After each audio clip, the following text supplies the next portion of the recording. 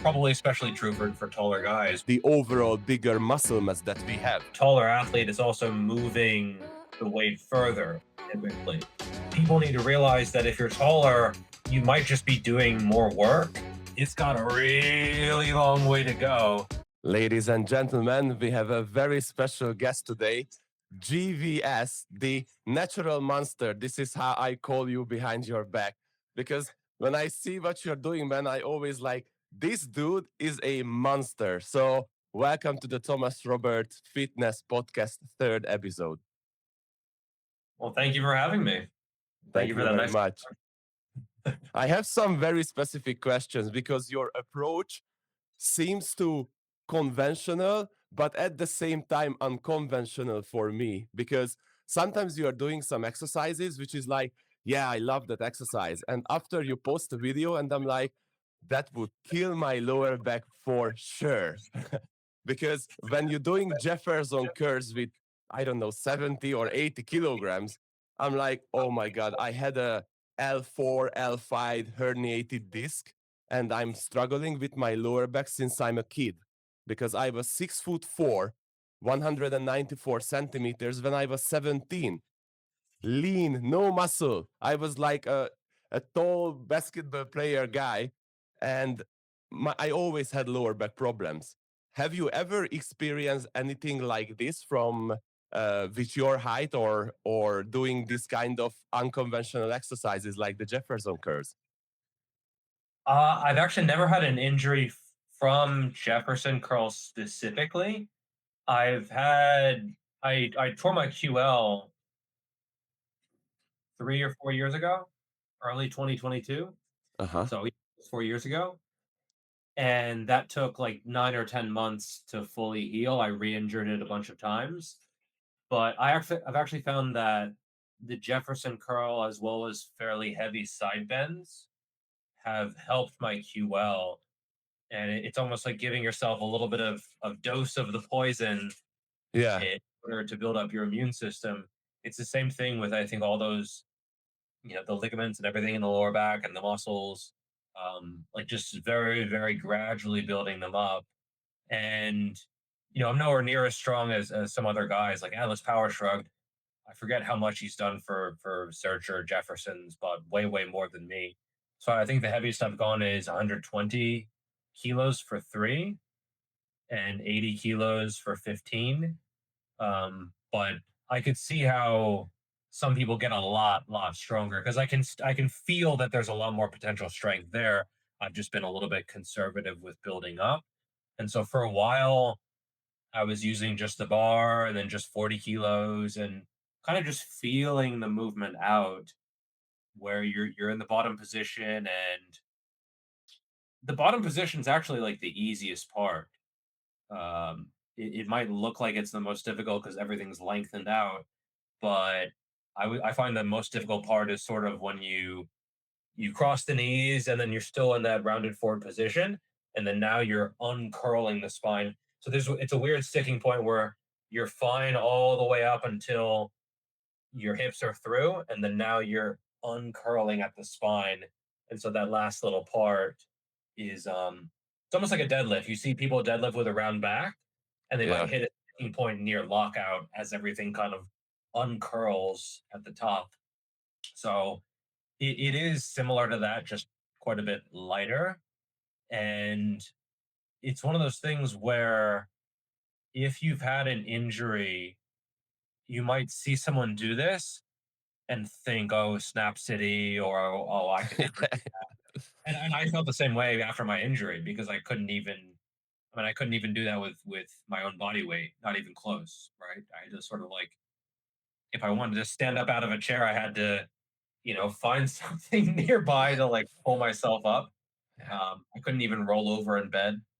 Like if I was on my back, I couldn't roll over to have my chest down. I had to like find something to pull myself over because if you think about it, when you're rolling over in bed, you have to like shift your body around, and that was just like too much for the QL. And so when you're in that state of mind, it kind of lasts, right? Where if you're bending over to pick something up, oh, you put your hand on your knee to support yourself, Yeah. right? Because that's what you had to do for months and months and months to actually pick up even just a piece of paper off the floor. And I think a lot of people, they get injured once and then they are way too protective of an area. You have to get back into the arena, but do it gradually and progressively and just slowly build back up with just the bar and then a little bit extra weight and then just gradually building up to the point where you're no longer afraid of getting into these positions because you've gotten into them with, over your body weight and things have been fine. Yeah, but would you suggest this kind of exercise for taller athletes who already experiencing lower back issues, even just from being, you know, and it's not because of lifting. It's just because the longer spine is much more prone to injuries. I mean, I would say I hear about this kind of stuff where someone has lower back pain that's non-specific, like they can't think of any particular incident, but they're just getting lower back pain. Sometimes this is related to they sit too much or lifestyle stuff. I would say this person is probably a greater than usual candidate for this kind of stuff Uh huh. because it's a sign that the lower back is so unconditioned that even like daily tasks are pissing it off. And so yeah, I would say this kind of person should make it really a focus to build the area up. And I've heard people they're doing all kinds of stretches and all kinds of, I don't know, balancing stuff when really they just need to get stronger in that particular area and build up a little bit of resiliency. And this might apply a little bit more to taller lifters just because with longer limbs, if you're squatting, you're going to be bent over a little bit more. If you're doing other lifts, there's just more forces going through the area. But I would say that means that it's an even greater onus to strengthen that area compared to someone who's not as tall. You're definitely right about that. But my personal approach is I always try to find a risk reward ratio.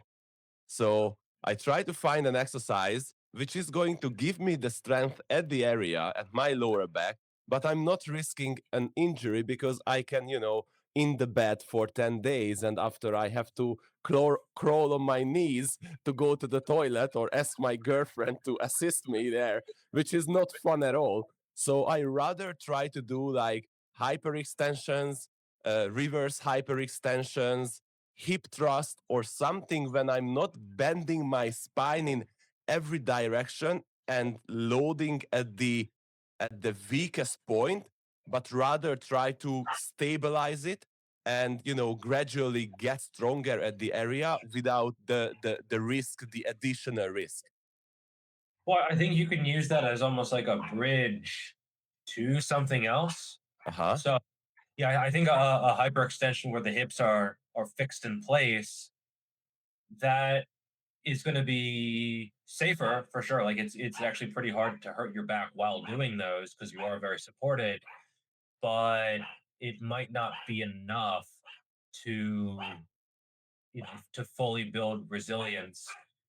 And so it depends on what you want to do.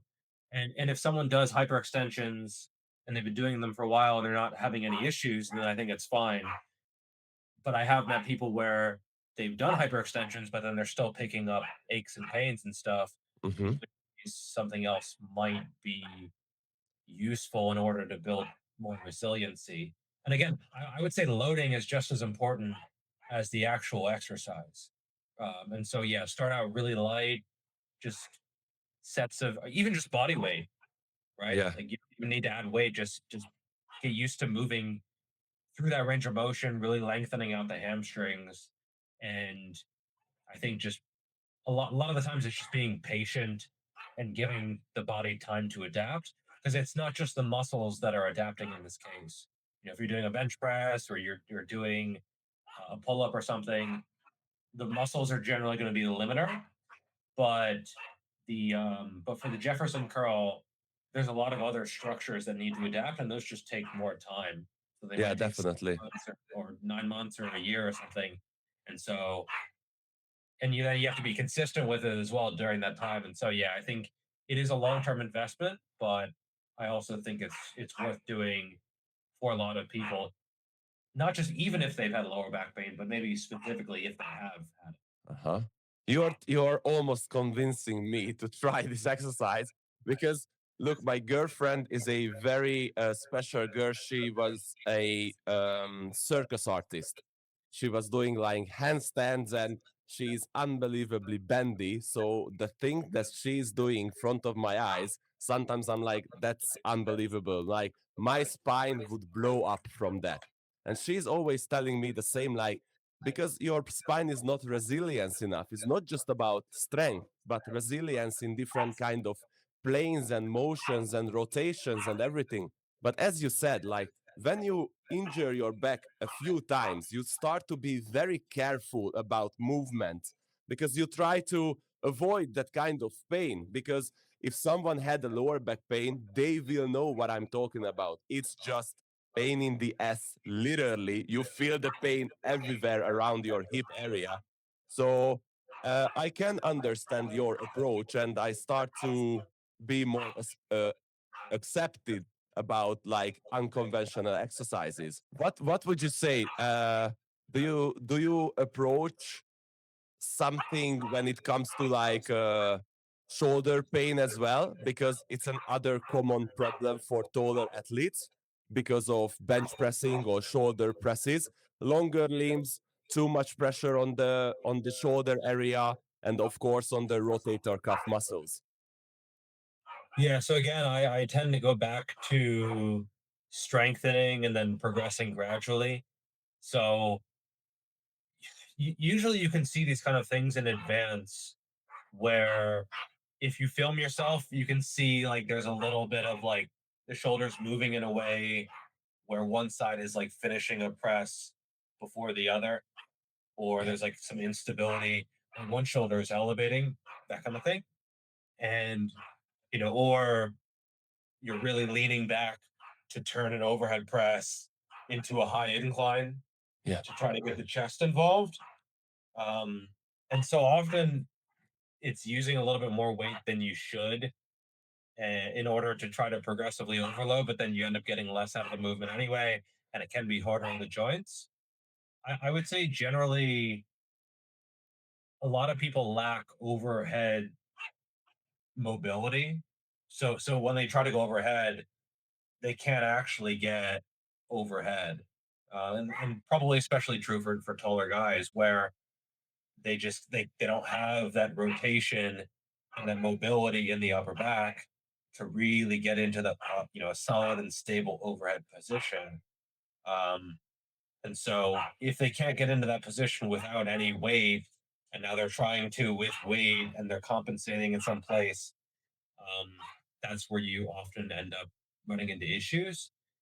But I would say this is not just a tall lifter thing. With the lower back, the longer limbs can alter a lot of movements to where, yeah, like you're going to get more issues, I would say. But for the shoulders, it's a pretty common injury or issue for almost everyone. Yeah. yeah.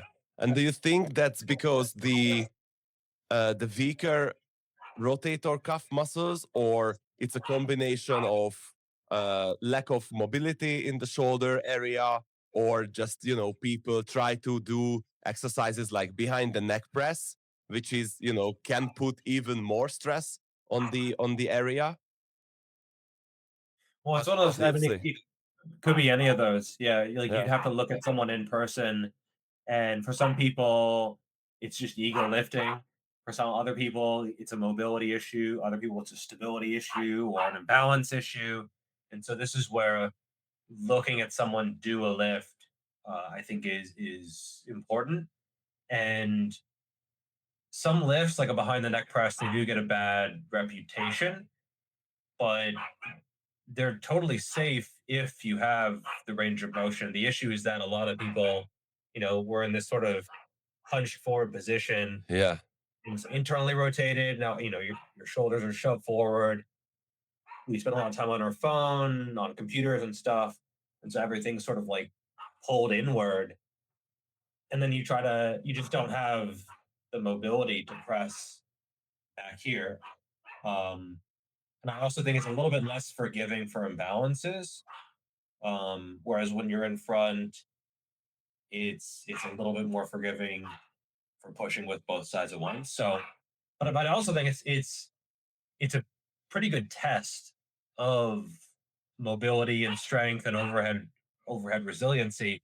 If you can behind the neck press comfortably, you know that in front is going to be a piece of cake. And so um, it's definitely not for everyone. And again, it might be a little bit riskier for some people, but if it is risky for someone, it's a sign that either they lack the mobility or the stability or something else, which they can probably get.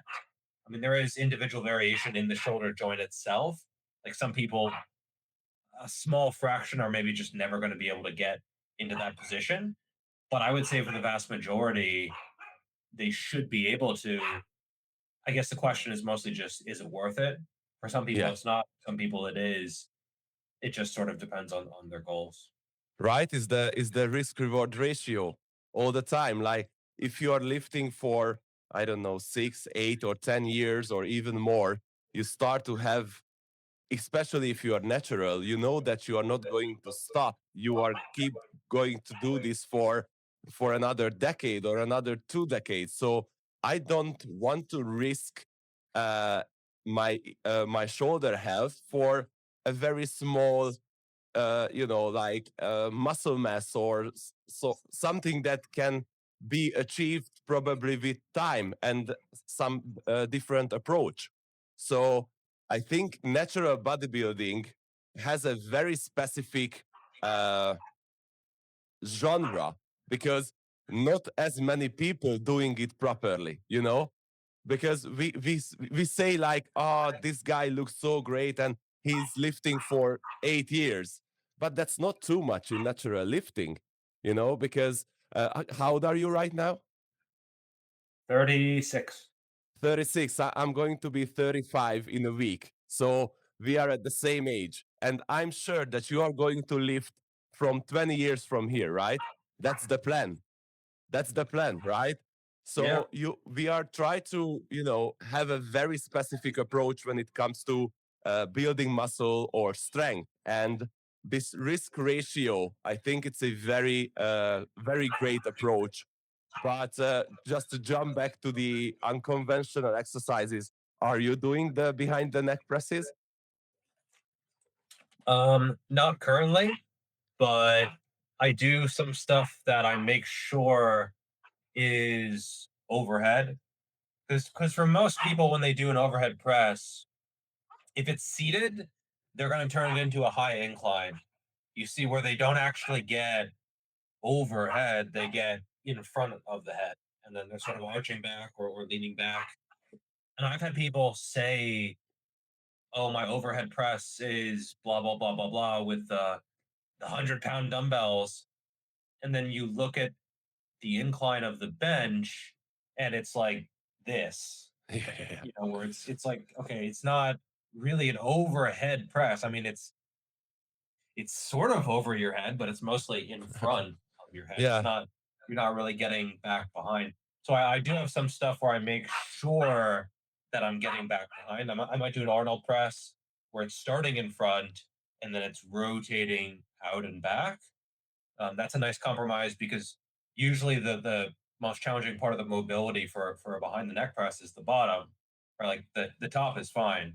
It's when you go down to here where some people have issues, especially with a narrower grip. But with an arm press, you're not going back there. You're sort of rotating down in front. So I really like those, particularly without any back support. I know some people think that, oh, more stability is always better. But if the stability allows you, let's say there's back support, if the stability allows you to get here rather than here, then that could be an issue. So I'll do Arnold presses, I'll do Z presses sometimes as Hmm. well, where you're in the rack and you're actually seated on the floor. So your legs are out in front of you, and then the bar is right here in the rack, and then you press it up. And because you're seated and there's no back support, you can't lean back. I mean, Yeah. you can try, but then you'll fall over, right? It's why it's in a rack so that you you don't end up stapled to the floor. And so again, this is a pure overhead press where you can't arch back. You can arch back a little bit, but you have to keep pretty vertical, otherwise you'll just fall over. And then I don't do behind the neck presses super often, but I've done them extensively, typically with a wider grip, sort of cloak off style. And these are all good variations, and I'm sure I'll do all of them, again at some point. But it's just sort of targeting different areas, and they have various benefits.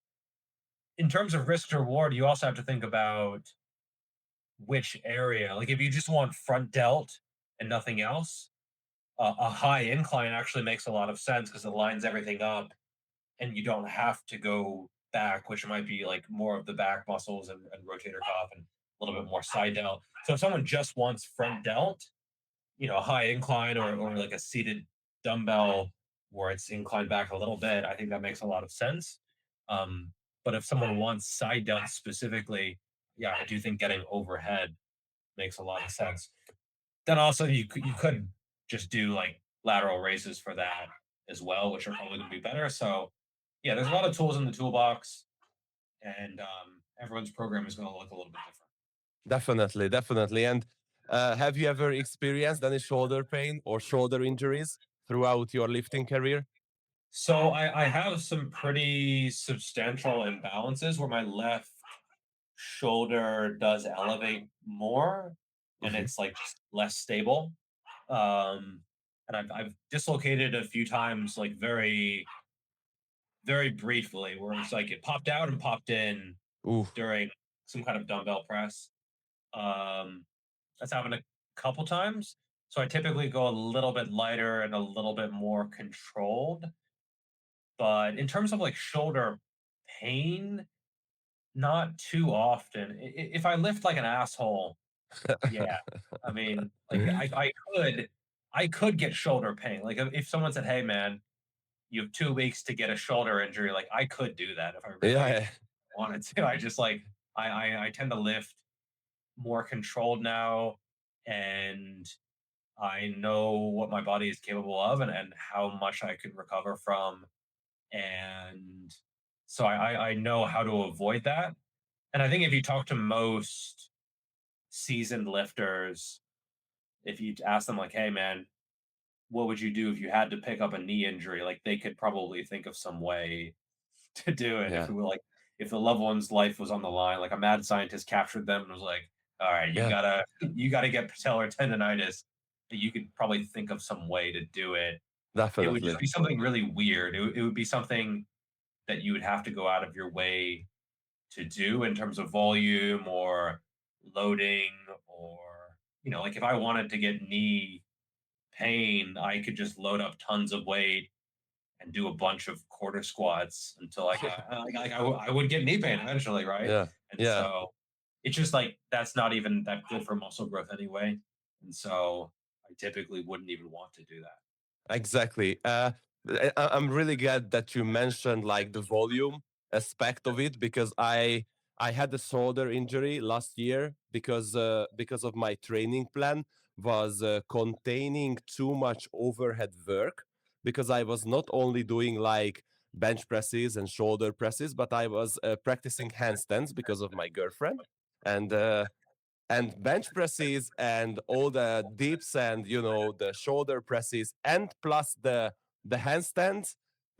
It was way too much for my shoulders and I couldn't recover, and I felt already the pain. I felt that something is not good, but the ego is like, I cannot injure myself. I know what I'm doing. I'm a trainer. I do this for a decade. I'm not going to do something stupid, and you already feel that it's not good and you still push it and push it. And I think that's a common problem for tall athletes, that they are not particularly able to say that this volume is enough. They always feel that they have to work more, because we see that on the internet that people can tolerate very high volume, but perhaps it's just a personal experience, but I see that taller athletes tend to say the same, that lower volume works better because of the bigger frame, the bigger torque on the joints, or the overall bigger muscle mass that we have. Yeah, I mean, if you think about it, volume is usually defined in terms of what, just sets per muscle group per week. But you can also think of it in terms of like work done. I mean, there's a bunch of ways you can count it, right? You can count it sets per muscle group per week. You can count it in terms of tonnage, right? Sets times reps times weight. But then if you think about it, a taller athlete is also moving the weight further typically. I mean, I've seen people bench press where every rep of theirs is literally half of the range of motion as mine, right? I mean, if someone has short arms, I have pretty long arms. I have a 6'4" ish wingspan, and I have a fairly narrow frame. Like I have a decent amount of muscle, but if you look at just my rib cage, it's a fairly narrow rib cage, um, and that might be part of the reason why I have a pretty small waist as well.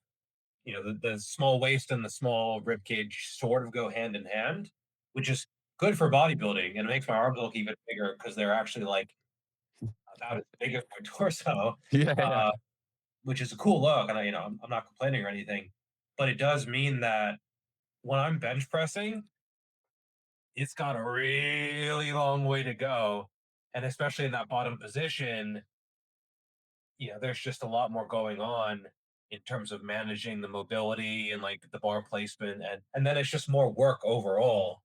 And so people need to realize that if you're taller, you might just be doing more work, and that is not necessarily going to be showing up in terms of like a volume calculation in terms of sets per muscle group per week, but that's probably at least a slightly incomplete way to judge training stress, because that's what people are kind of trying to manage, right? They say, oh, you're doing 10 sets per muscle group per week. This guy's doing 15. This guy's doing 20.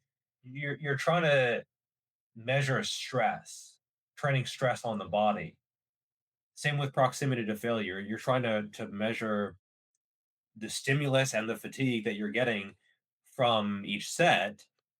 But if you're longer limbed, you might be getting more of both. And so you might need fewer sets, especially on some lifts, like a squat or a bench press. For a deadlift, probably not as much because long arms and long legs kind of cancel each other out to a certain extent. Um, but yeah, for a lot of upper body stuff and squats as well, just like look how far the bar is moving, and just there's going to be more stress on the body, which you need to take that into account. Exactly. And this is why I think like personal like coaching is so beneficial for lifters, and they don't really realize it. Like it would be save me years if I would have a trainer like you, or a trainer like myself, who can say like, dude, you don't have to do 5 chest exercises, because you're gonna be just fine with 2. And I would say, no, you have to do all the decline and incline, and you have to do the flies. And I did that for many years, and my chest was lacking. It was always a lacking part for me, and it was very frustrating. Like everything else was pretty good, and I always felt my chest is shit. It's just like, why is it so flat? And after I had this kind of injury in my shoulders because of the too much volume and everything, I'm like, okay, I'm not going to do that much work. I'm going to do one compound exercise, and I'm going to do one isolation exercise, and let's see how it's going to turn out. And my chest is growing like never before. And I'm like, it's just like so annoying. Like, it's I know like someone would say like, can you grow with two exercise? That's unfair. And sometimes I feel the same. Like this is sound a little bit unfair. Like you actually can grow with less work, but it's not less because, as you said, the crazy arm length that you have when you're doing a bench press. I've Yeah. seen, I recorded some videos of myself, and it looks stupid how long my arms when I'm doing bench presses. So I shortened the range of motion. I actually shortened the range of motion pretty significantly. And since then, I can engage my chest much better and get the tension away from my shoulders. So my question would be for you, like, if you have a client or if you would like to help someone, are you able to adjust an exercise to their specific physique? Like, let's talk about the bench press. So it's one of those things where if someone doesn't have powerlifting goals, you don't necessarily need to hit certain standards in terms of range of motion, either in the squat or the bench press, um, or even in the deadlift. If you're doing an RDL and you're going down and you feel a stretch in the hamstrings at a certain point, it doesn't really matter if it's just below the knee or just above the floor. Like I think both are fine. And so with the bench press specifically, I've actually reduced the range of motion on my dumbbell bench presses because I would always find that my triceps and my shoulders would kick into play at the very bottom. And so if someone is a little bit shorter limbed, they might go all the way down and the bottom position is like still a lot of chest. But if you have longer limbs, you might find that on the dumbbell bench press, the dumbbells like start to arc back in and it turns into like a triceps extension. Or you might just find like it's a lot more front delt. Or you might find, I've noticed this with a lot of taller guys, they're like out here and sort of flared when they're doing a bench press. And I'm not saying this is like an inevitable shoulder injury, but I have noticed this position, especially when you're elevated and flared out, it's just not going to be very much chest. Like, it's just, you're better off tucking a little bit and keeping the shoulders down, whether it's a machine or whether it's dumbbells or whether it's like cables.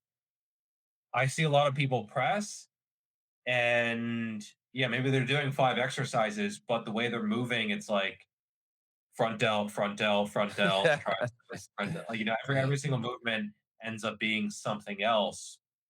And if you think about volume in terms of stress on a muscle, if you're pressing in this style, your chest might be like 10 or 15 reps in reserve.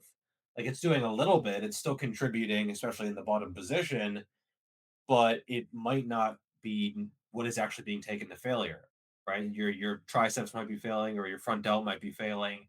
And so your chest, you have to ask people like, oh, if you were keeping 10 reps in reserve with your chest work, would it grow? And they say, no, of course not. Like nothing is going to grow on 10 reps in reserve. That's way too many. It's not Exactly. even close.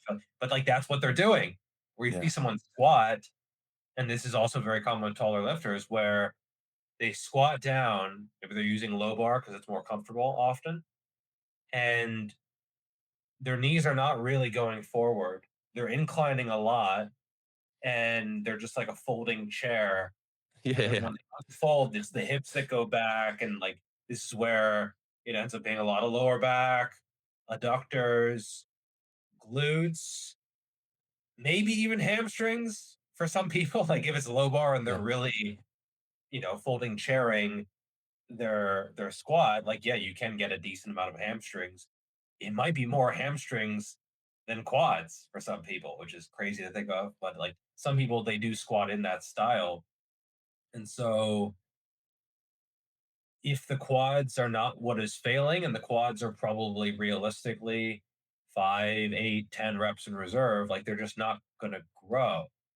you can move a pretty good amount of weight in that style, but it's just if someone says, "Yeah, I'm trying to get big quads," and then in the bottom position their torso is almost horizontal, it's just such a weird roundabout way of trying to do that.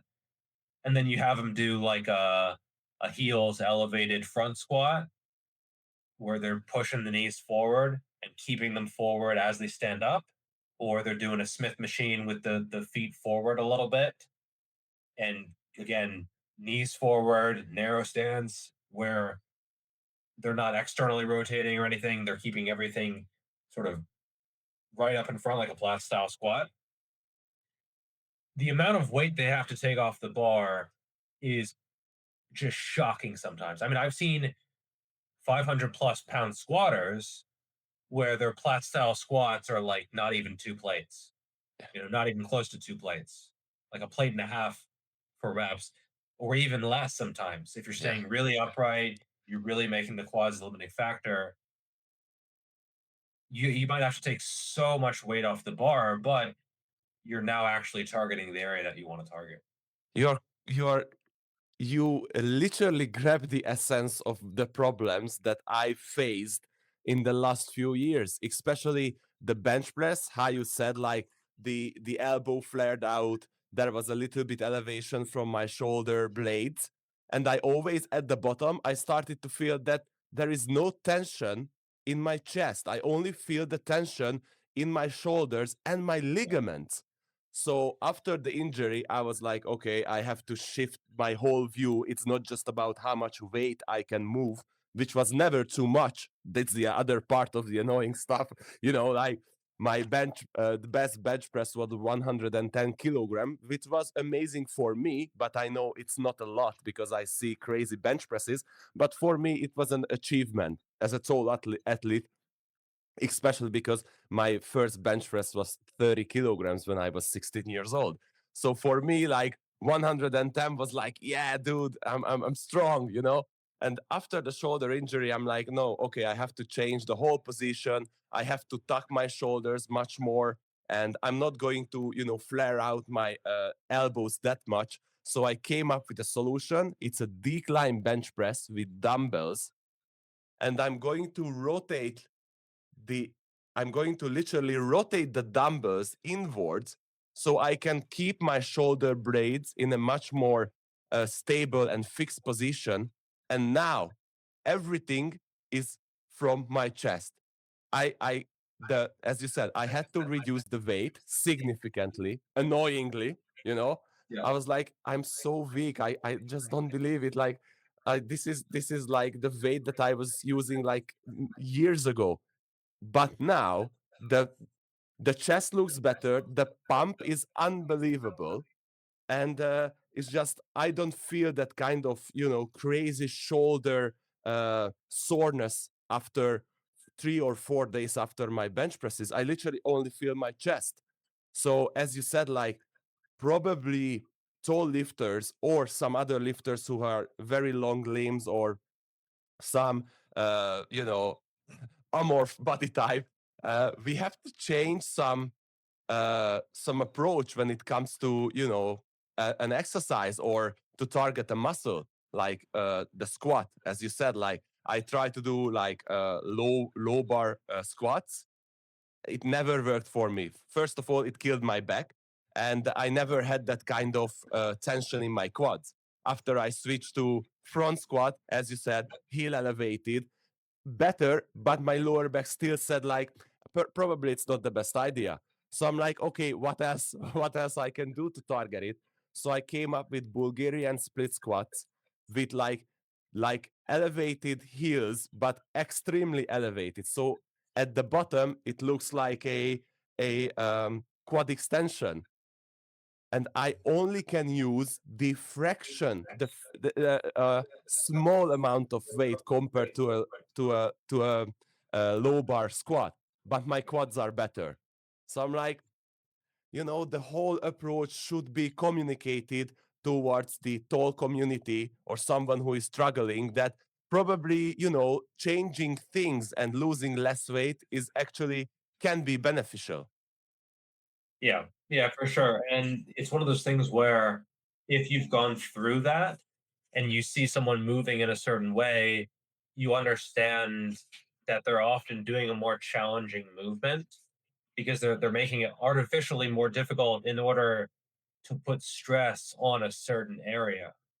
And so you can still get strong at these movements, I think, but you probably won't be as strong as picking an exercise variation that allows for the best possible leverages. So if you see someone doing like a super wide sumo deadlift and like everything is hyper optimized to move as much weight as possible, that's impressive in a way, but it might not necessarily be the best developmental tool muscularly. And if you're a bodybuilder and someone says, oh, this guy deadlifts 600 pounds, you only deadlift blah, blah, blah, but they ignore the differences in leverages and proportions and setup and all the specificity that goes into that. And I'm not taking anything away from that kind of performance. It's cool in its own way, but it's also just not that good for building muscle, right? Because you're essentially trying to hack your leverages to make everything as easy as possible so you can lift more weight. Same Exactly. with bench press where you're like doing some kind of really extensive setup and a big arch, that kind of stuff, a lot of leg drive. It's impressive in its own right, but there's a reason why they do accessories to actually build muscle because they need those accessories to progress long term because you still need muscle to do a hyper optimized power lift. It's not like you can do it just when you're first starting out. You still have to have muscle mass to do that. But the actual lift you're doing in competition is just not that good developmentally. And Alexander Bromley has talked about this, where doing like disadvantaged variations are going to be better for building muscle. So Yes. maybe you're doing like a deficit deadlift, or you're doing like a bench press where it's a closer grip, so there's more range of motion, that kind of thing. Or I think the grip on the dumbbells is a big one, just because if you're using a neutral grip, you can't really get into this position. Like it's when you get into that position with the hands, and then the shoulders follow and they start elevating and flaring out. But if you are being pretty strict with the neutral grip, yeah, it keeps it in the chest way, way, way more. The issue is that that I ran into was being honest with yourself about keeping that neutral grip, because then it's like it's easy to get back into this position, when you're progressing week to week to week. And then you have to look and say, okay, actually, maybe that neutral grip is turning a little bit. There's always that temptation to make it easier, isn't there? Yeah. Whether it's squat or any kind of movement pattern, especially if you're a taller lifter, those old movement patterns are just very happy to come into play, and to use other muscle groups to move the weight other than what you're trying to actually develop. And so I think you can have a little bit of wiggle room, right? Like if you go from neutral to here, it's not the end of the world. But this is where I think maybe having a coach, or even just videoing yourself on a fairly regular basis can be very helpful. Exactly.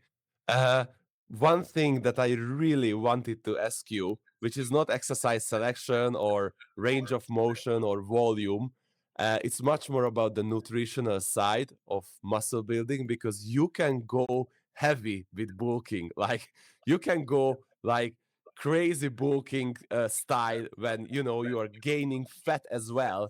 And I've seen many of your podcast and Instagram post when you're talking about this, like there is no other way, like you are going to gain some fat as well if you want to go like like heavy bulking. But for Yeah. me and for taller athletes, can you just imagine our position? Because if I start to bulk up, I have to eat like 3,500 calories every single day. And gradually, I have to go up to 4,000 calories every single day, which is a toll on my digestive system. So I cannot eat like this for a very long period of time. I can do it for 2, 3, maximum 4 months, but after I just feel I don't feel good. My digestion is always, it's not comfortable. So I reach, I don't know, like my highest, like 97 kilograms or 97.5 or something like that. And after I'm like, I'm done. I cannot do it anymore. And I'm not going to get fat. So I'm pretty lean, like 15% of body fat when I'm bulking. That's my highest. And dude, I'm eating cakes and loads of different kind of stuff to achieve that kind of calorie intake in a day. But after I'm like, no, I'm done. So I go back to my regular, healthier, whole food, plant-based diet, and I go back to 10% body fat very easily without sacrificing anything. So it's a little bit different for tall athletes as well. Do you have some suggestion? What should we do to probably bulk up a little bit more? Well, I would say if you're running into a wall at 15% or so, then it's not necessarily a huge problem. Like, would you really gain more muscle from pushing that up to like 18 or 20 or 22%?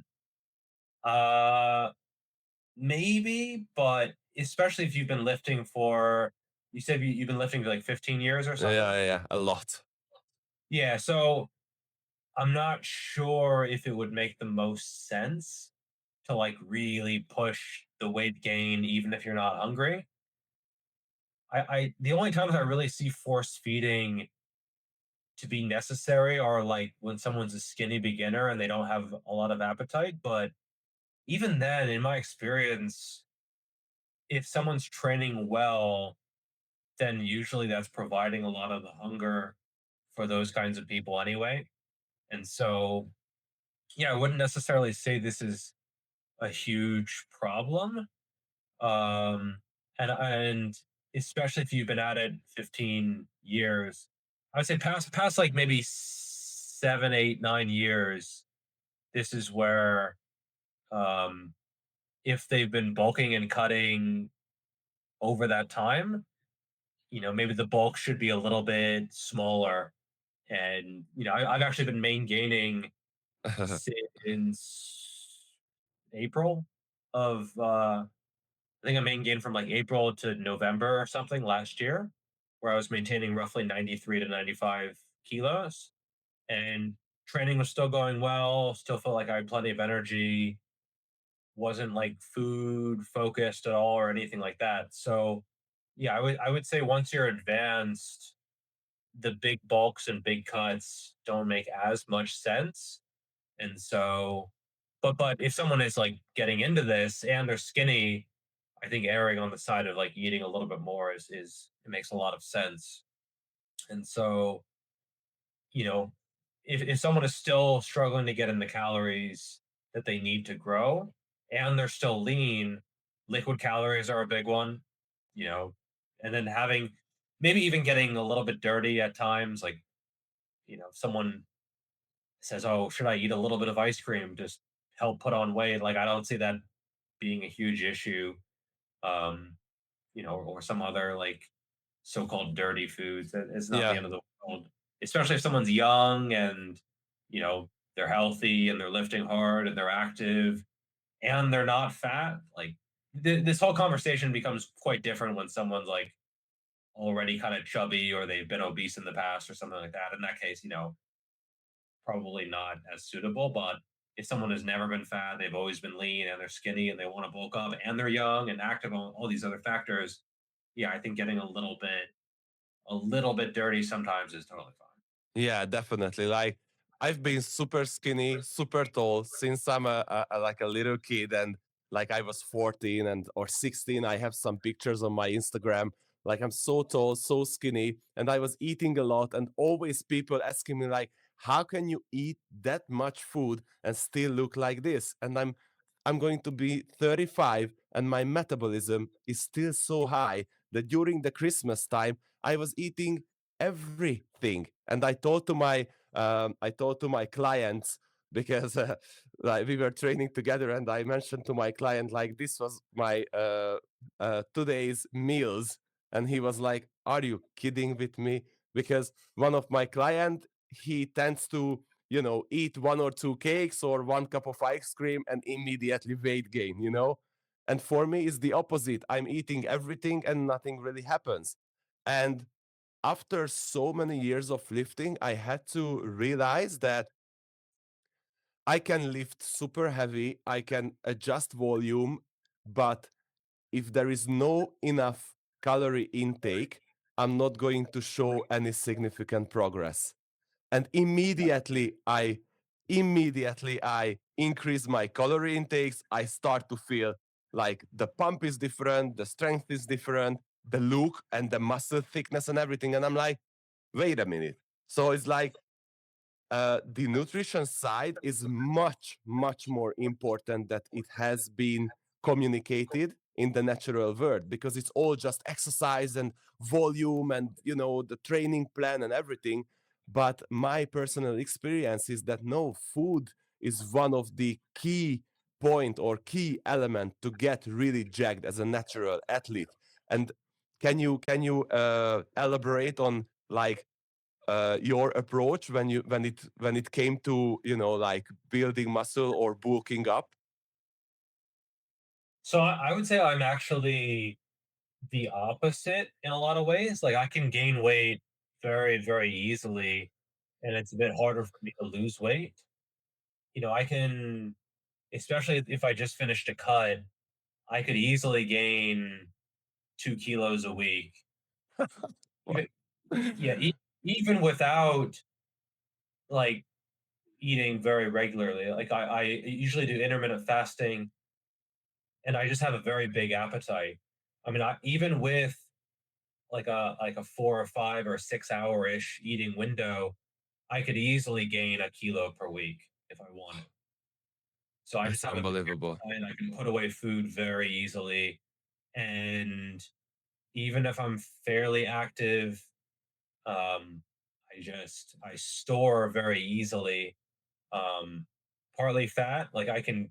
There's some people where they're just never going to get to 20% body fat. They just it's never going to happen, right? Yeah. I know people like this where the minute they get above a certain percentage, their appetite shuts down and they start just like fidgeting and their body gets very hot and it just burns away. Like they don't even necessarily need to do cardio and they can get shredded pretty darn easily.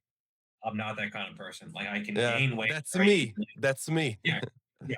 Yeah. Yeah. Like I can tell just like listening to you talk a little bit where you're that kind of type of person. And so knowing yourself is super important. So for you, staying on top of nutrition and getting in the calories is very important. For me, that doesn't matter much at all. Like Yeah. I or like I'm more resilient, I guess, in terms of like not expending a lot of energy. Like for you, you're putting out energy, putting it out, and so getting it back in is like the limiting factor. For me, I'm not like expending that much energy, especially like I work from home and I'm just like not a super fidgety person, I guess I would say. And so for me, even if I drop my calories down a lot and I'm doing cardio and I'm getting in a pretty good amount of steps per day, I still don't I'm never going to get shredded on 3,000 calories a day. It's just like I know people who can do that, but I'm just, Yeah. I need to be like a lot lower. I typically don't count, but I have like I counted for many years. I have a pretty, Yeah. good sort of clock of how things are going. Like I need to draw my calories down fairly low. But for me as well, it takes a lot to impact my performance. So even if I drop my calories down really low, my strength isn't impacted very much. So I can push harder on that side of things and I'll be fine. Whereas for other people, they notice that their performance is a lot more impacted. And then similarly for me, you said that when you add in calories, you start to feel totally different. For me, maybe a little bit sometimes. I've had instances where I was dieting for like 2 or 3 weeks really hard while at the end of a cut. and then I had one big refeed and I did feel totally different. But for me, typically, if I miss a meal or I drop my calories down low or something like that, or if I have a refeed, like for me, the nutrition side of things, it plays less of a role. For me, the biggest one is sleep. Uh-huh. That's the big one for me. Like if I sleep well, then I'll have a good workout. If I don't sleep well, it's just nothing I can do nutritionally can make up for that. So I think the lesson here is to know yourself and to know what impacts performance the most. For you, it might be nutrition. For me, it might be sleep. For someone else, it might be like stress levels or their mental health or something like that. So Yeah. yeah, knowing what impacts performance the most is very important. Yeah, I love the message that you're giving away for completely free for us, for my community, because I think it's very valuable that you are not really saying that, oh, this is going to work for you and this is going to work for you, but like this approach should be communicated throughout the natural lifting world, that we are all different, but if we sit down and talk about different kind of approach, then we can find solution for every single one of us. Like for me, yeah, nutrition is unbelievably important, sleeping as well. I'm just like as you, like I can see, like if I'm sleeping like 7 hours, it's really not the same if I sleeping 8.5. And if I say like I slept like 9 hours, and people like, what? Are you a baby? Like I slept 9 hours when I was a teenager, and I'm like, oh, okay, perhaps I'm the weird one, that I need more sleep, I need more uh, stress management, I need more food, and I have to work out less to get more muscular. Uh, Sorry, which is sounds completely, like, what are you talking about?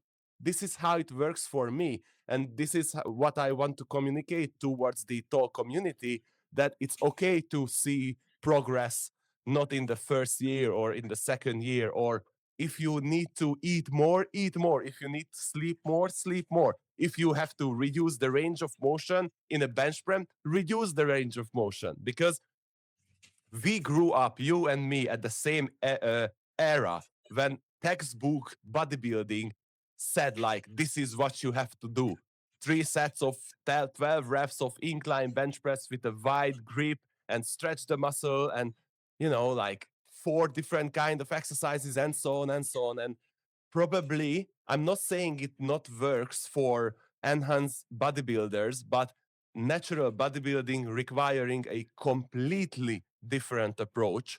And I think that the way you communicating and the way you were talking about and helping the talk community today was unbelievably helpful. Well, good. Yeah, I'm glad I could help. And I think if someone has been at it a few years and they're not super happy with their progress, just realize that it takes time to kind of figure out yourself and how you respond and what is the best path forward. And then even then you're not going to know what the best path is because it's always changing. And so yeah, I think it just takes time to try to find your own way because it is a little bit different. And lifting and life is complicated. Like there's a lot of Yeah. stuff that goes into it, and you're not going to figure this stuff out overnight. Even if someone has a coach that's working with them long term, like there is still that iterative process of trial and error that doesn't happen immediately. Exactly, and the beginning of the career of my personal trainer career and my lifting career was a little bit stubborn, because I thought I know everything, I knew everything, I know how to lift, I know how to eat, and I'm much more humble now after as many years of lifting and being 35. I started to understand, no, there are people who probably knows better than me, and it's always good to talk to other enthusiast people, because I can see like you are just like Alex Leonidas, who is like so completely immersed in the natural lifting world. And it's so good to feel that there is a guy in China and who has the same thoughts and approach when it comes to bodybuilding. And I know there is one in Canada who has the same approach and thoughts, and there is another one in Australia, and it's unbelievably beautiful for me. And that's why I started this whole podcast series, because I really want to connect with these kind of enthusiastic people like you. So I truly, truly appreciate your time and all the things that you shared with my community. Yeah, well said, and no problem. Glad I could help.